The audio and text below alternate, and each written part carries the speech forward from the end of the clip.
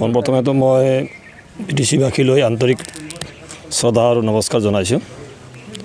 যিহেতুকে প্ৰধানমন্ত্ৰী ডাঙৰীয়াই লকডাউন সংবিধান এটা দিছে, সেইটো সকলো বিটিচিবাসী, অসমবাসী, ভাৰতবাসীক মানি চলিবলৈ অনুৰোধ জনাইছোঁ। আৰু বিশেষকৈ আজি আমি উপায়ুক্ত মহোদয়ৰ ওচৰত আমি চাপি আহিব লগা হ'ল। BPF দলে কোড অফ কণ্ডাক্ট চলি থকা সময়ত তেওঁলোকে ঘৰে ঘৰে গৈ ৰেচন কাৰ্ড কালেকশ্যন কৰি প্ৰচাৰ মাধ্যম এটা চলাই আছে।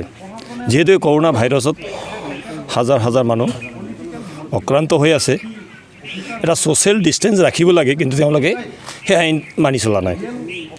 যিহেতুকে চৰকাৰৰ কৃতপক্ষ নিৰপেক্ষ ব্যক্তি, যেনেকৈ গাঁওবুঢ়া, সামাজিক ব্যক্তি, কোনো পাৰ্টিত জড়িত নথকা বা চৰকাৰী বিভাগৰ পৰা এইবিলাক কাম তেওঁলোকে ৰেচন কাৰ্ড কালেক্ট কৰা, নাম কালেক্ট কৰা চৰকাৰীভাৱে হ'ব লাগে, কোনো পাৰ্টিভাৱে নহয়, পাৰ্টিগত নহয়।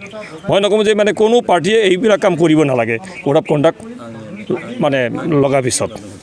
তো আমি সেইটোৱে বিচাৰোঁ, শান্তি শৃংখলা আৰু সমন্বয় লগতে স্বচ্ছতা বজাই ৰাখি লকডাউন আইন বজাই ৰাখি কাম কৰি যাব লাগিব।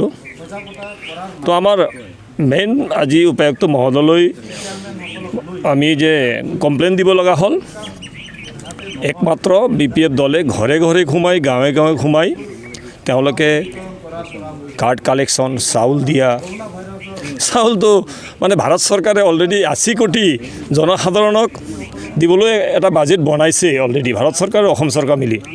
তো মোৰ অসম চৰকাৰক এই অনুৰোধ, যিহেতু আহি থকা দিনত আমাৰ দুখীয়া ৰাইজে খাদ্য সামগ্ৰী যোগান তেওঁলোকে পাবলৈ সক্ষম হ'ব লাগে, আৰু নিৰপেক্ষ ব্যক্তিৰ দ্বাৰা, যি ব্যক্তি কোনো পলিটিকেল লাইনত নাই, সেনেকুৱা ব্যক্তিৰ দ্বাৰা চাউল বিতৰণ হোৱাটো আমি বিচাৰোঁ।